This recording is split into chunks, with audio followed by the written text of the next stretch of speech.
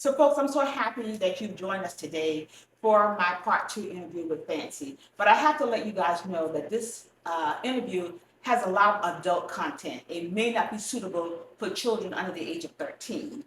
There's going to be some profanity and there's going to be some talk of sexuality and sex. So, please make sure, parents, that your children under the age of 13 does not have access to this interview. Hello, everyone. We are here once again with the multi-talented Fancy. Fancy, what's good? What's up? All right, it is great to have you here. The last time we were here, we talked about your fashion life, your tailoring, your set life, given the fact that you've been on multiple TV film sets, commercials, and the like. You've also made some outfits for some notable Atlanta stars. So tell us about that. Give us a little recap. Um, okay, well, I'm still pretty new to the film industry, and I've only been in it since the end of 2001. And so I did Kingdom Business on there. It's usually plenty alterations and fittings and stuff like that, but I did get to custom make a dress for Yolanda Adams, and I also got to custom make one of the outfits. I think it was from whose did I do? Did Michael Jai White's? I either did Michael Jai White's or Michael Beach. One of their outfits, I forgot, on for the promo for Kingdom Business. And then after Kingdom Business, I went to BMF for season 2. And then on BMF season 2, that was lots of alterations. I did do a lot of custom builds for Meech Jr. and the guy who played K9. And the mom. I did lots of dresses. I haven't even posted that stuff yet. I actually have to post it like sometime this week because I got to post the stuff from my latest project and I have to, time order. But anyway, after that, after BMF, I went to Kindred. Did custom builds on there too. Like that was another period show. So yeah, lots of alterations, whatever. They never even got picked up for a second season. A lot of people were mad about that.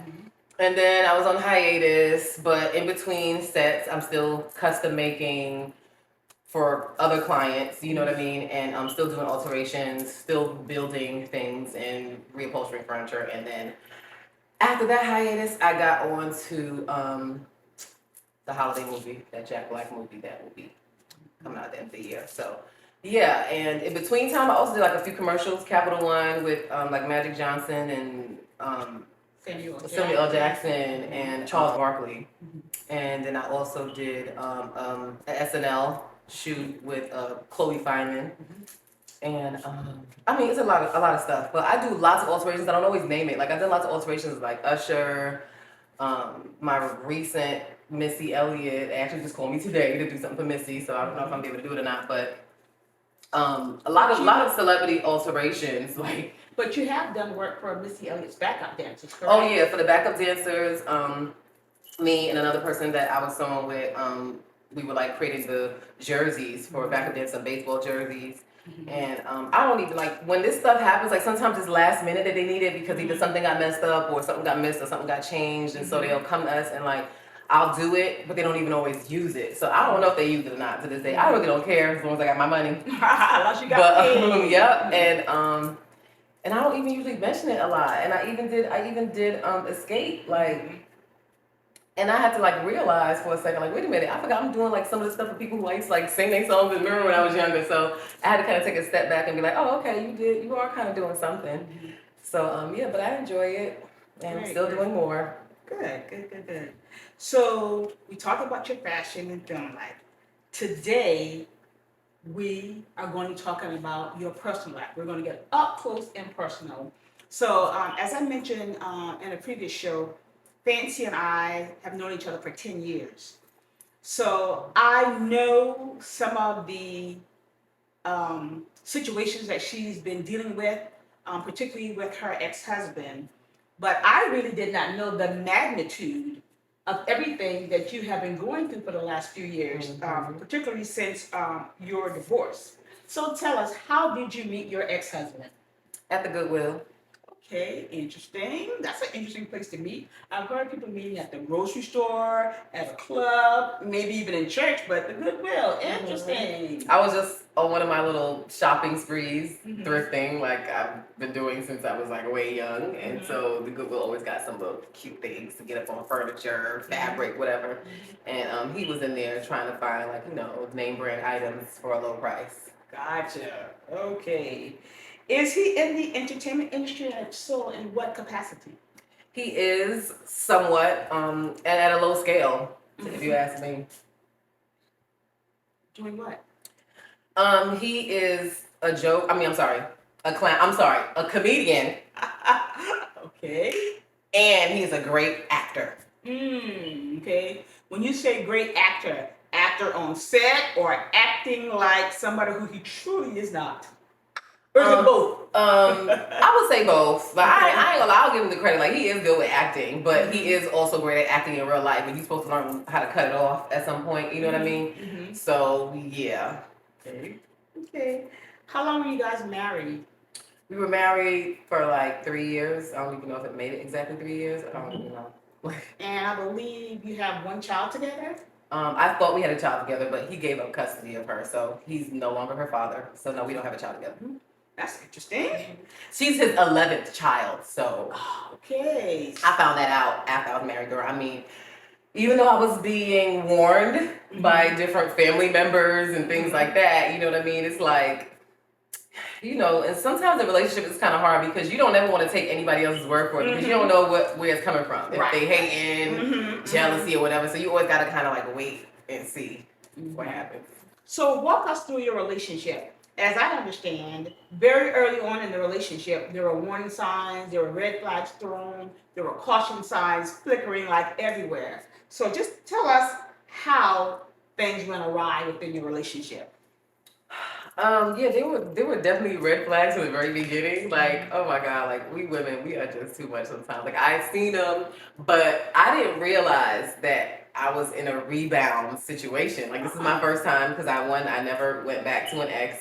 Two, I remember like a long time ago, one of my girlfriends, like all my friends will always look at me as like the girl who moved on from their relationship really fast and never see me cry and soak over no guy and none of that. So they used to be like, girl, how you just be, moving on? And so one of my homegirls told me that, girl, that's because you never been in love. And that stuck with me. Her name is Nina from Brooklyn. Hey, Nina. Anyway, she told me that, and that stuck with me forever. Like I was like, oh my God, maybe I have never really truly been in love because how am I just with these people for this long and then when I'm done, I'm done. But in the moment, yes, you feel like you love them, you know what I mean? But I feel like she had a point, so I was like, I remember always just keeping that in the back of my head. And so now when I got with him, it's like I had just broke up with my second son's dad, and it's like we had a great relationship. It was just, I don't know, it's like, I remember what it was. We had just one minor issue, and it's like it just kept happening, and so I was just like, I'm done. So I was getting to know me still at that time, like, you know what I mean? And so when I was done, I remember feeling like, oh my God, I felt like we could possibly get back together, but things had transpired on his end that I was like, fuck him.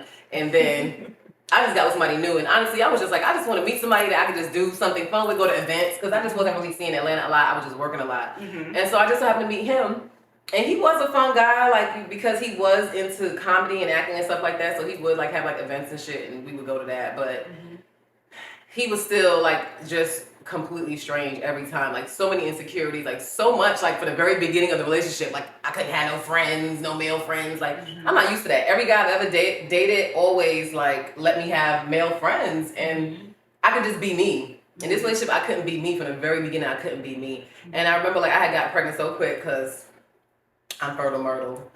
But I even think I was tricked into that part, but that's a whole other story, y'all. So, I just feel like once I got with him, I said to myself, damn, I just built out of that last relationship and I was really into that person. Let me try to just stick it out with this person because I feel like I always leave too quick. That's what I was starting to think to myself. So now my own insecurities was coming in, like, let me stick it out no matter what.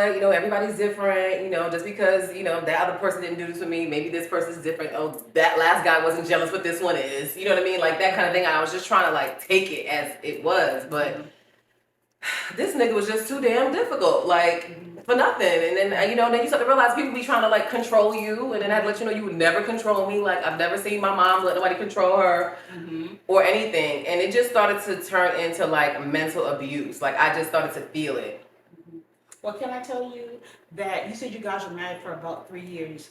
I think, if I'm correct, we've known each other for 10 years, but I think there's a hiatus as far as our friendship was concerned. I didn't see you. We didn't talk as much. In that time. During that time. He didn't even want me to have no friends. Mm-hmm. He didn't want me to go, like, I love the club. Even though I don't club a lot, but I love the freaking club. Like, that's my place to go to when I want to wind down from work. And it was like, you just go to the club and you dance, you have a good time. Like, that's just it.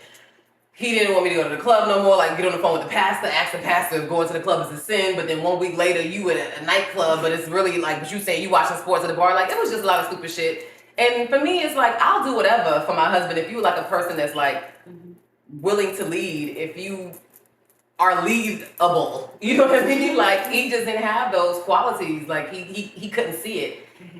And I was just trying, he couldn't see it. And then he'll start to like tell me things about, you share stuff about your personal life. And then you start to feel for a person like, oh, this is why they're like this. So that's what made me stay longer. Because normally I'd have been out.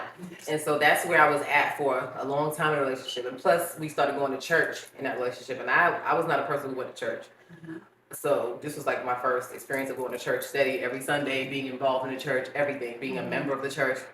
And I absolutely loved the church, you know what I mean, that we were going to. But unfortunately, like in the church, because I was so busy trying to protect my husband, quote unquote, I wasn't like telling people anything that was going on really at home. You know what I mean? And he sung at church every Sunday. He sing up there, and he'll be like, he'll diss the fuck out of me and the kids on Saturday night, and then on Sunday night when he get up there in the morning, oh my beautiful wife, and my kids are great, all this extra shit. Can I tell you, I remember that I saw on social media, 'cause like I said, at this point in time, you and I were not in constant communications. I saw on Instagram that it was your birthday, I believe it was, and that he bought you a car for your birthday. Like, oh, that is so sweet. She's in a great relationship. I was so happy for you. I was genuinely happy for you. So, tell us about that car, that shit was for his ass. That shit had a whole $700 to change car. No, I was like, why would you make such a stupid decision? Like, yeah, it was presented to me that way too when he pulled up. But honey, like a week later, I had to ask permission to drive that bitch. Wow. So like, I was like, nigga, please. I came into this relationship with a car, my 2013 Hyundai Elantra, which I still have right now, that I absolutely love. So I'm like, I don't give a fuck. I just drive my own car. So it'll always be an issue. And then, like I'm meeting clients and, clients have a little status. So you want to pull up in a nice way, but my car was a little older or whatever. So I would be like, let me use the car or whatever. And it just became too much. Like, yes, like it was always fucking something. Like, okay. Well, when did you come to the reality? When did you get to the point to where you said, forget it, this marriage is over? It was so many moments like that, but probably the most defining time was when there was this little Instagram thing. I had reached out to somebody on IG, and like I always put my IG on my dude's phone because like if we have different types of phones, like an Android and an iPhone, I need to have both picture quality. So like even right now in my relationship, like my dude has my IG on his phone. Like he can go in there, I don't give a fuck, look at my DMs, I don't got shit to hide. So I had reached out to somebody and was asking about those stones, those healing stones or whatever, somebody I used to work with. Haven't even seen this person in years. But anyway, and he saw the message and he tripped out, like was threatening the guy to shoot him, telling the nigga pull up, all this shit just over me just texting the dude. I mean, Instagram the dude and asking about the stone, and the dude was like, oh my God, Fancy, how you doing? I miss our talks at Longhorn. Anyway, it was so innocent and so sweet. It was just and nothing. But anyway, then when he got so angry and irate in that, he turned around and told, like his son was just like in the living room or something, and we arguing and shit, and he told his son, see son, that's why I told you don't ever trust women. So when he said that, I was like, why the fuck would you marry a woman but don't trust women? Like, you know what I'm saying? Like, so something is definitely wrong with you. And, after a while, I started to see something's definitely wrong with him. Because, like, I have been in other long-term relationships and never have experienced some of the things that I've experienced with him. Never have been told that I was nothing. How many years apart are you guys? I think he lied about his age, but I'm almost positive he's like 51 right now. So, and I'm 42. So. Okay. So probably the age difference made a difference in your relationship as well. That could very well be the truth, but I also dated someone who was like 9.5 years older than me when I was 24. And they're much more mature and I didn't deal with anything from that guy. Like I dealt with regular relationship problems, like you know what I mean? Like not like no, he didn't. This is like a sickness. I don't think it has anything to do with age, so I would never put that out there. Like a younger girl dating an older guy, whatever. An older guy dating whatever. But it's about the person's mental state. Mm-hmm. He was mentally unhealthy. Mm-hmm. Okay. So it sounds like you went through a very, very tumultuous relationship. So how were you able to break away from him? Did you have an exit strategy? Did you have to plan your escape? How were you able to do it? Yeah. Especially from someone who's very controlling, as it sounds like he may be. Well, one thing about me, I may not have any college degrees, honey, but my common sense has taken me what we call mother wit. Oh my God, right. It has taken me so far. So it's just like once I started to peep shit and he would always like when something didn't go his way, he would tell me I need to leave. You need to get out, get the fuck out, pack your shit, get the fuck out. I'm like, we married. Like how do you kick your wife out with my kids? Like where am I going? So I was like, look, normally I would leave because nobody wants to be somewhere where they're not wanted. But I was like, I'm actually married now. I'm not getting up and leaving shit. You got to physically move my ass. I was like, I'm going to take my time, save my money, and you know what I'm saying? And move. And so I told him, and then I remember the last time he told me to get the fuck out, I was like, the next time you told me that shit, I'm not even going to say nothing. I'm not going to argue back. I'm just going to make my plans to leave. And of course it happened. And that's what I did. I silently made my plans to leave. So he was so not in tune with the relationship that he didn't realize that I was preparing, cleaning up shit all around his ass, buying bins from Walmart every week, stacking bins up. So, because I knew that when I left, I was gonna have to leave abruptly, and I ain't gonna have time to be wrapping shit. You know what I mean? I was like, I'm about to throw shit in bins. So, yeah, I had planned my escape, and I was planning that shit for a minute. And in the entire time, he wasn't getting none. I wasn't even fucking with him like that. I was just like, I gotta go. And you know, my first lady was counseling me through all this, but she was like giving me stuff on YouTube to go look at. And when this was the first lady of the church, yeah, the first lady of the church. So when I would go look at those videos on YouTube, other videos would pop up afterwards, like other stuff about relationships. And I just so happened to catch a video that talked about narcissism. And when I looked at that video, I was like, wait a minute, this is exactly what the fuck I'm going through. This motherfucker's a narcissist. And this is not like a term I was like familiar with at the time. Actually, it was just becoming popular. You know what I mean? Yes, narcissism. So I realized what I was dealing with. And when I saw like, when they just said everything, I was like, this is exactly what I'm going through. And like the lady who was talking about it, she made it clear, like these people don't really change. They don't change. They'll just fix it up for a little bit and they'll be right back to their shit. So I said, oh, well, that's a sign for me. And that's when I started implementing my plan. So, folks, I had to know the background story behind this. So, you chose a particular date and time to make your exit. Tell us about that. Tell us about that. So, he had a play in LA, and I wasn't keeping up with him because I ain't really talking to him like that in the house. So, I didn't know if he was actually still doing the play or not. So I had to like figure out like, is he doing his play? It was March 7th, which is your birthday. My birthday. It was March 7th. It was on a Saturday of 2020. And so I had to reach out to the guy who was doing the play. I reached out to his wife. Now they're in LA. So I reached out to the wife and I was like, you know, me and my husband been on bad terms. I'm trying to surprise him out there in LA and, you know, to make up with it. I wanted to be a surprise. So let me know like what hotels and what, whatever is near y'all or whatever. And I knew that by her response, that would let me know if he was actually doing the play. Right. You know what I mean? That's all I needed to know if he was going. So she was like, oh yeah, that's so sweet or whatever. And she told me yes, and he gonna be staying here or whatever the fuck she told me. And I was like, good. So I knew he was for sure going. So I was like, I had to leave that day. Like I'm not a female who, I don't want to be fighting my way out. Even though I can fight and I don't mind fighting. But no, I'm gonna definitely try to avoid that. So try to avoid confrontation. Yeah, I'm gonna try to avoid confrontation. So I waited till that weekend when he had to go. His daughter dropped him to the airport. As soon as they was out, I was packing my shit. I had my mom on call, my brother, my cousin who ain't never damn around, who just so happened to be around. I even had my homie from New York come down. I needed extra hands. I had my Penske truck booked, and we packed that shit up so quick on a Friday. On a Friday after he left, but then we was trying to do it fast before his son came home. His son was 17. I didn't want him to see me doing it. But he came home and I was just like, fuck it. So when he came home, he called his dad and they was on FaceTime and I was like, and his dad and his brother was in there like, oh, you gonna do this to me now? And then I was like, look, the son was like, well, you did tell her to get out. You did ask her to leave. This is his biological son. That said that. So, and then he was like, well, get the laptop, get the this, telling his son what to get. Girl, shit was in my car already. Like, boy, bye, you ain't getting shit because we had like $13,000 saved. Because he don't file taxes, so I was giving him tax money every year. He would be saving it, and he was saving it, but every time we get into it, he would hide the stash. So this is one of those times he know that we ain't on good terms. He going to LA, he hid the stash. So I had like no money at all. So, thank God for the stylist that I knew. He called me for a job for Mona Scott Young, and I ended up doing some dresses and got a nice little lump sum for that. My bestie gave me another lump sum. My mom gave me the rest, and I had like almost $10,000 in a matter of 2 weeks just to move out to get into this house that I'm in right now. Now that's how you plan an exit strategy. And there's so much more details to that story. Boy, I wish I had the time, maybe on my own platform. Okay, well, I thank you for being so candid and so forthcoming about your personal life. But I have to ask, have you ever suffered at his hands any physical or sexual abuse? No. I mean, he did try to, because we went a long period without doing anything. So I just remember one time I put out the shower and he tried to force himself on me, and I was just like, really fought him off with all my might. Like, no, like, that's not happening. So that was the only time. But no, never got physical. I honestly feel like he was too scared to. He knew I was not the fucking one. He knew that if he touched me, he was going to have to kill me. Like, point blank. Okay. So tell us who actually filed for divorce first.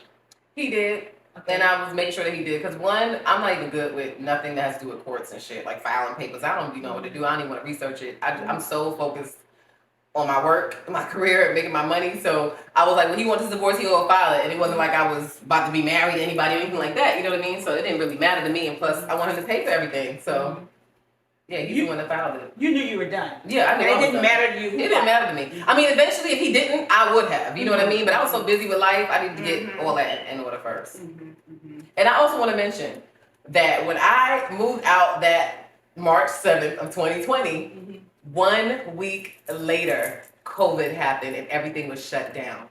1 week. So this is like my ever-changing moment of life where I know that God loves me, because I'm like, God could have left me in there and I would have been stuck with that Negro during COVID, not being able to go nowhere in a toxic ass relationship. And it would have probably definitely got physical at that point, because at that point I wasn't trying to hear shit. So I just thank God for getting me out of there before COVID happened. Okay. So folks, for your information, one morning I was lying in bed and I was scrolling on Instagram. She has multiple accounts, okay? Let me just say that. And I just happened to come across one of her accounts. And I started reading it. I'm like, oh my God, did she just say this? Oh my God. So I tried calling her, she didn't answer. So then I text her and she called me. I said, I saw your post on Instagram. Please take it down. Please take it down. And this chick tells me, no. Now, I'm older than her and I can give her advice on anything. She's like, oh yeah, Janice, yeah, I understand. Oh yeah. She flat out told me, no, I'm not taking it down. All the hell I've gone through, I want people to know. People need to know. Do you remember that? I do remember. So, break it down for us. Tell us about the hell that you've been going through. Because at that point, it wasn't like I just did the video. Like, I was just thinking about ways that I could just put him to a stop altogether, because he was literally harassing me, and like nobody knew. Nobody but me and my baby daddy, who we ended up getting back together. We'll get back to that part. But nobody knew but us and my best friend. And so we got back together, and like I'm in his house, and like, you know, once I left, I text him, hey, when you want to see your daughter, you let me know. Yes, I left like that, but it is what it is. We're over. Let's just focus on co-parenting. But this man has been harassing me ever since, not wanting to pay no child support. That's probably why he delayed the divorce so much, because he knew that was going to come next. You know what I'm saying? But never want to pay child support, and just never just want to leave me the hell alone. Like, I'm like, if you want to see your daughter, you can come to my house, hang out with her on my porch, whatever. Her school is across the street. It's like he was avoiding everything that I was giving him that made sense, and he was doing everything in a bitch way. Like, it was just so fucking bitchy that it was ridiculous. So he's trying to stir me up. You got people, and it's sometimes things are hard to prove, but I know what I know. People were sitting outside my crib watching, because he's trying to catch me in something. That's what he's trying to catch me in something so he can have reason to go to court. You know what I mean? So yeah, I was being harassed a lot. I was being harassed in messages, text messages, harassing. Stalk? I mean, I guess that's what you would call it, but I just knew this motherfucker wouldn't leave me alone. But I was also feeling like okay, I guess technically he can't leave me alone because we have a kid together. You know what I mean? But it's like, why are you not doing what we need to do for the kid? So anyway, we had the whole divorce decree that the judge put in order.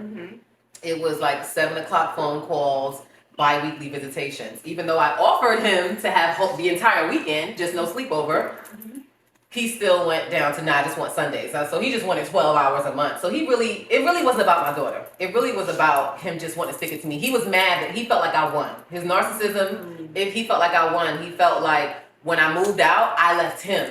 You know, I found emails later on where he was trying to move out on me and leave me there at the spot. You know what I'm saying? So he wanted to leave me high and dry, but I did it to him instead. So that's really what his anger was. Because when he filed a divorce, he said we had no children together.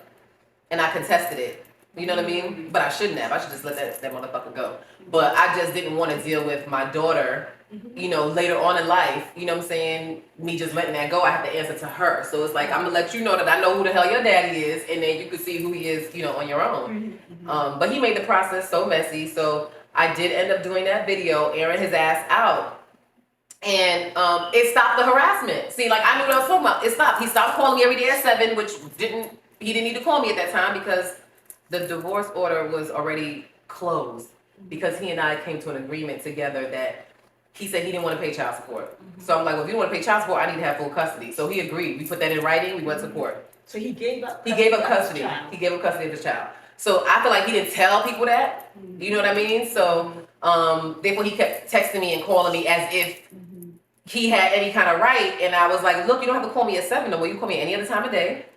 Like, this is not court ordered. You can call me any time of day, anytime on the weekend, speak to her. So I'm not home at 7 because I'm at work. But I felt like he kept doing that because he didn't want to let his new fiance know that he gave up custody of his child. Because she probably was asking, how come we not picking her up no more bi-weekly? So I don't think he let her know anything because they didn't even allow her in the courtroom when we had our court. They made her stay outside. So I know he was hiding shit from her. You know what I'm saying? So it's like, it was just too messy. But my plan worked. But girl, I didn't tell you that he doubled back and now he's suing me for defamation. I was gonna come to that. So I only saw part 1. What was in part 2? I didn't do the part 2 yet because one, I was too damn busy, as I always am. Okay. But now that this defamation thing is, I'm gonna do the part 2 after this because I want to let people know the end result. And I did consider defamation when I did the video. I thought about all that, but I had to be like, I could countersue for defamation. I mean, he did a whole video after COVID, after I left, wishing COVID on me, meaning pretty much you're wishing that I died. And then, you know, you're telling people that I'm not allowing you to see your kid. You also texted me telling me that I'm being investigated by immigration and shit like that because I wasn't born in this country. So he's trying to like act like I'm having all these immigration issues, but none of this shit is true. So to me, it's the same shit. I just went on Instagram with mine. I was going to say next, I'm sure you really angered him. And I feel like, baby, you put him on Front Street. And you had receipts to prove. Right. Did he at any point ask you to take the post down? He never asked me to take it down. He just went straight to that. He didn't even go with a lawyer and like the paperwork. He's just like harassing communications and accusing me of fraud. And that's all. It was just like 3 lines. And like when I went to go pick up the paperwork, the officer was like shaking his head when he read it. It was like, oh my God, I'm so sorry you have to come here for this. I was like, me too, officer. Thank you, because we wasting the court's time. You don't even file taxes, and you always in the courts and calling police and shit like that. You know what I'm saying? Using other taxpayers' money, like. So yeah, I aired his ass out with his Medicaid fraud, his tax fraud, and all that shit like that. And so his way of retaliating you was filing for is a cease and desist or no defamation? He just straight filed for defamation, and he's suing me for $15,000. Okay. So I just contested it and put. I'm suing $15,000 too. For back child support, because my thing is I'm just trying to show the court like let him win and let me win so it offset each other. And it's done with. It is closed. You know what I'm saying? Like it don't even make no sense. Like, well, he hasn't given me a dime since we came up with that agreement. So he was supposed to be paying child support at his own free will. I'm figuring maybe because the judge allowed you to had you on papers that was like the problem. So maybe if you paid at your own free will, that would be okay. He just don't want to pay at all. So we talked about the receipts that you provided on social media. So give us an example of something that he was telling people that he was doing or not doing, and you provided receipts to prove otherwise. Give me an example of something. Oh, well, I have more receipts. I didn't even post them all. Like, I have a video of him actually signing the papers, signing away his rights as a father. Mm-hmm. And then, oh my God, he wasn't telling anybody that he gave up custody. That's the main thing. You're not telling people you gave up custody. Mm-hmm. You're not telling people that you filed a divorce and said you didn't have any children. You're not telling people that my daughter is your 11th child. You know what I mean? So not telling people these things. And then he went to a fatherhood program right when he knew he was having this custody battle because he knows the court system. He's been through this already. Like I said, this is his 11th child. So he went to a fatherhood program to make him look like I'm doing what I have to do as a dad. I'm fighting for my daughter, all this shit like that. But I was like, did the fatherhood program tell you to give up custody of your child in exchange for child support? You know what I mean? So your child, this is 11th child. How Mhm. many baby mamas are we talking about here? Girl, I don't know. It's 11 children. It's 11 altogether. children. Yep, Wow. for sure. Mhm. Okay. Wow, this is so interesting. Folks, let me make this clear. Fancy is not only my neighbor, but she is my friend of 10 years.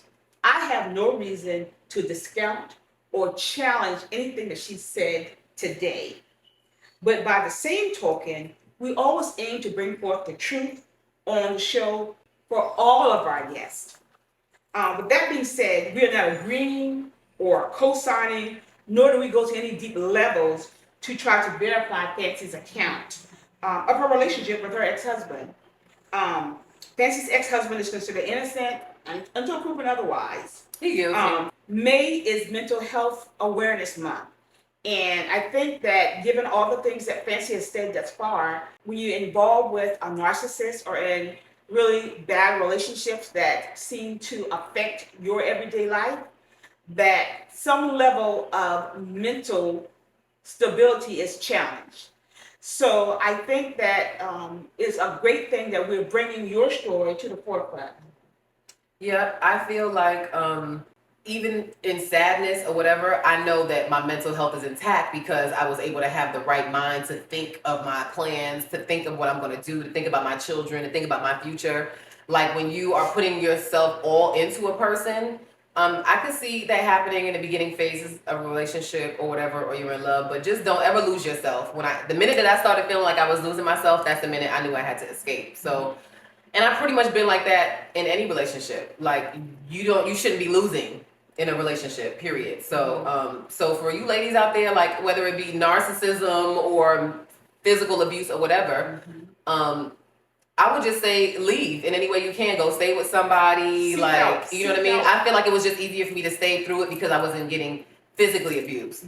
But the mental part is still really, really bad Yeah. because I was going through so much and still am right now to this day. So I feel like we're in the last drip drops of it, and I will keep you guys like posted with everything. Again, if you're going through any form of mental illness or issues, seek help. For sure. So I'm happy to hear that you're in a relationship now where you're happy, you're feeling fulfilled, it's give and take. Tell us about that. Well, I'm a relationship girl, and I am a lover at heart. And I did get back with my son's dad, who we hardly had no issues. And it also made me realize something about myself, that the reason why I left is because I know I always want more. That's my thing. And I feel like that's every woman. We don't want to admit it, but that's what it was. I wanted more in that relationship. At that time, he was probably like a little bit immature. He always used to tell me that was like his first real relationship. So that probably was a struggle for him too. And, now that we're back together and like he's seen all that I have gone through with my career in beginning stages, where I'm at now in my career, so it makes him take me more seriously. Like, wow, this is really what she was doing since I met her. She's excelled. She didn't let nobody stop her. And like all he can do now is to just have my back. And that's exactly what he's been doing, So he's back in his son's life, and he's my daughter's new dad. And because God will bless you another parent if your parent ain't acting right. You better believe it. He'll bless you with a whole new family. So, but yeah, I'm happy now. I really don't have any complaints. Well, and that's the important thing, is that you're happy. Mhm. I'm happy Yeah. that my girl is happy. Truly happy. I love him. Oh, awesome. So let's talk about some current events, because your situation. Girl, I wish I could talk more about it, girl, because I got some funny shit. I love talking about it because it be so funny sometimes. It's very comedic. It's really serious, but it's comedic. But whatever. Well, I'm glad that you're able to laugh about it. For You sure. know, that it's not weighing heavy on you. It's hadn't impacted you to the point to where you can function. Right. Because you went through a lot. Right, I did. So I'm happy for Silently. healing. For healing. Mm-hmm. So let's talk about some current events. How about that? Mm-hmm. So we know you're into fashion and things of that nature. So Bianca Sensory is an Australian entrepreneur and architectural designer who works for the West company Yeezy. She's married to Kanye West. My brother. She married him January 2023. Well, Bianca leaves nothing to the imagination in a new photo shoot that was just released. The designer reportedly modeled a new, barely there Yeezy look. Mm-hmm. Bianca is revealing almost everything she has, okay? As the bottom of the outfit, it's a cross-shaped piece of modesty tape to cover her private area, okay? The top is a square piece of fabric that is plastered from her neck down to her bust. Mm-hmm. However, it's giving side boobs. Uh-huh. Okay. Okay. So I gotta ask you, would you wear an outfit like that? What's your true take on it? You're fashion. I wouldn't wear it because one, I don't have the body. And then two, I'm just not, like, I'm too shy to do something like that, you know what I mean? And I barely wear cleavage. Like, we went to the Janet Jackson concert, like, that was me wearing cleavage, like, the first time, and that was only for Janet. Janet and Janice. But, no, I wouldn't wear it, but honestly, I didn't think it was that bad. I felt like I've seen worse as far as, like, even less clothing than that. I felt like I've seen worse. And then I was watching this show, and it was, like, this duct tape designer. He was just doing, like, duct tape. That's what it kind of reminds me of. Yeah. Mm-hmm. And I actually like the top of it and the boots. Like, you know what I'm saying? Of course, the back, I mean, that was just duct tape, whatever. But I do actually like the top. And because I was very much into architecture, like in my younger years, like I love architecture. So I'm always going to find the beauty in art. I'm always going to find beauty in it. So what is the most revealing or sexy outfit that you have made for someone? To this day, the most revealing outfit I made was for my former coworker and friend. I call her a friend. Her name is Audrey, and we used to work at Longhorn together. And she trusted me to make her New Year's outfit. And at this point, like, my sewing skills was good, but it wasn't as impeccable as it is now. But I had did her like this brown. It was like she's like a little lighter than me, and she's it was like a flesh tone sheer, and then I had like put like lace in just random places, you know, her skin showed random places, and she said when she went to her party, everybody thought she was in Dolce, so I guess that was a complete compliment. But yeah, that's probably the most revealing. So where is fashion going these days? I mean, seeing that outfit that Bianca wore, it just makes me think day by day, the outfits, the clothing line, the designers are making things more and more revealing. They're not leaving anything to the imagination. That's true, but that's really based on a designer, because I don't even like pay attention to like where fashion is going. Like, I'm taking it where I want to take it when I'm making stuff.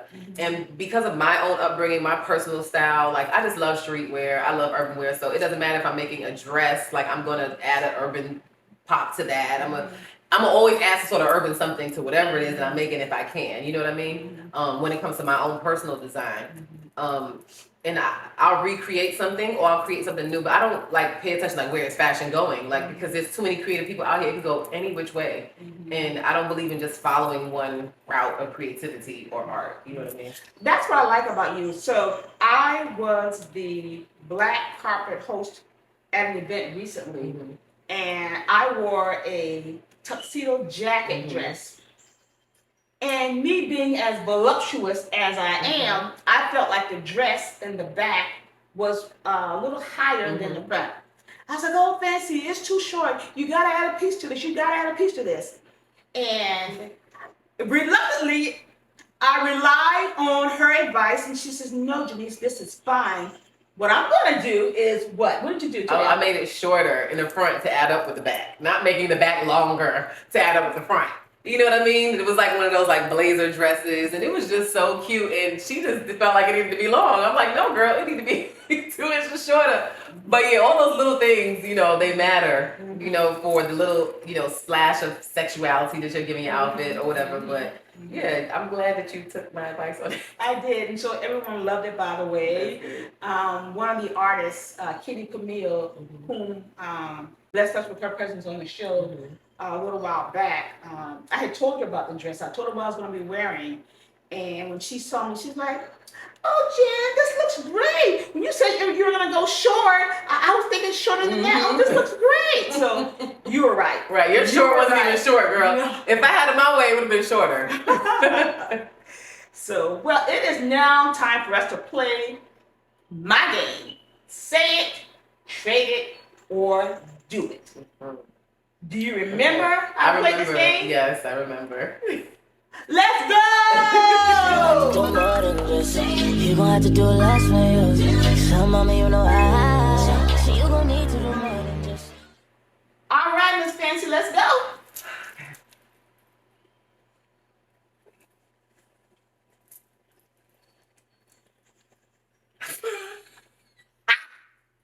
Who is the better lover in bed, Janice? My current or my former, and why? Listen, the name of the game is say it, trade it, or I'm do definitely it. saying If this. you're going to trade it, you can trade it. If you're going to, hey, it's up to you, I'm babe. definitely saying this. Okay. Of course, it's my current. Why? Because he's bigger and he loves me. Oh, I'm done. I'm done. Okay. I always feel like someone's not going to answer that question, so thank you for being honest. Oh, once please, again. honey. I be trying not to leave nothing unturned if I could. Okay, let's go.